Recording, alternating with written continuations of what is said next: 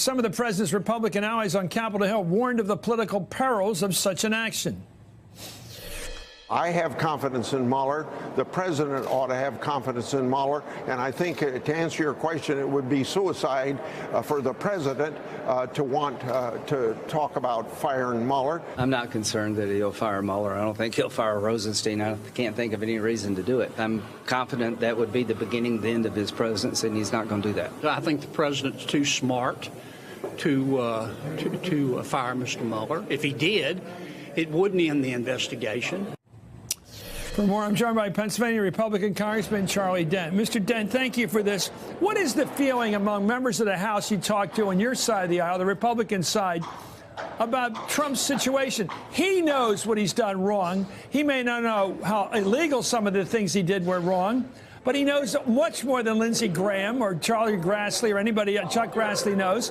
He knows what he's done. He knows what he faces from Mueller. So I don't really care what anybody else says, except what will they do if he fires Mueller?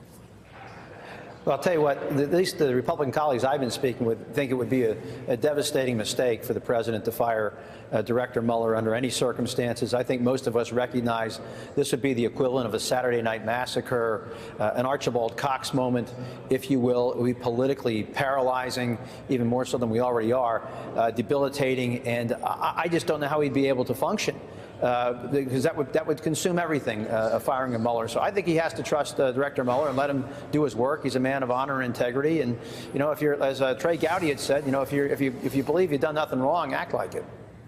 Do you believe Trump believes he's done nothing wrong in his business affairs?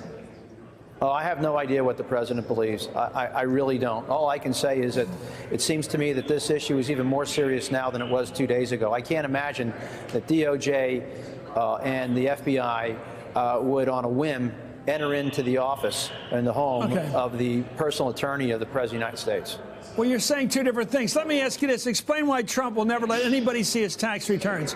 Why he keeps coming up with this fib of his, lie, that he's being audited. He took a lot of heat in 2016 in the election, and he would never let anybody see his tax returns. Yeah. And now it seems to me that you're saying you trust him. You don't think he's done anything wrong, has nothing to hide. No, I didn't say that. I said that, no, Chris, I said you should trust Mueller to do the investigation. I didn't say, yeah, that's but what Mueller's I said. coming at him.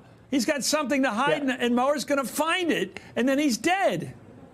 Right? Well, look, if you're asking me, should the president release his tax returns? Of course. I think he should. He should be much more transparent than he has been. And we're going to end up, I'm sure that Director Mueller is going to find out what he needs to know.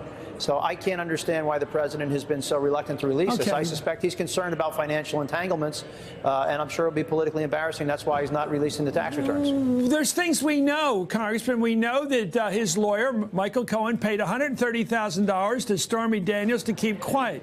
We know that now we know there was money paid to the owners of the National Enquirer to buy and kill the story of Karen McDougal. I'm not God talking about the morality of this. I'm just talking the legality. There are questions about whether these constitute implicit campaign contributions by those involved, particularly Mr. Cohen, to the campaign of Donald Trump, and therefore should have been filed under the FEC laws.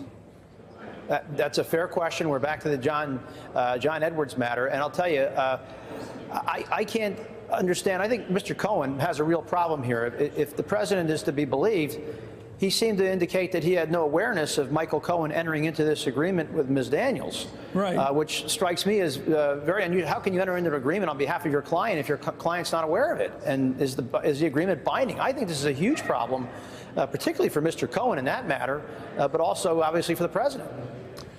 There is also the pattern here, what they call the MO in criminal justice. The president's tendency is to use his enormous wealth to cover up problems. And it's certainly logical. Of course, if he had a problem that he didn't want anybody to know about a week before the election in 2016 involving Miss Daniels, he'd pay her some amount of money. He didn't want everybody to know about Karen McDougal, so he paid the National Enquirer people, had the National Enquirer buy this story and kill it.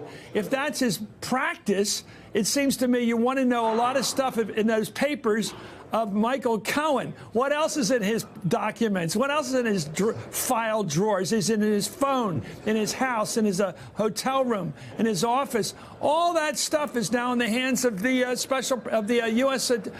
prosecutors in New York. Isn't that something for him to be afraid of? Absolutely. Look, all those questions you just asked, well, that's exactly what it appears that the DOJ and the FBI are trying to get answers to right now. They're going in there and they're going to be asking those questions about, who paid the $130,000? Was there a reimbursement? What did the president know? When did he know it? This is all what they're after. Hey there, I'm Chris Hayes from MSNBC. Thanks for watching MSNBC on YouTube. If you want to keep up to date with the videos we're putting out, you can click subscribe just below me or click over on this list to see lots of other great videos.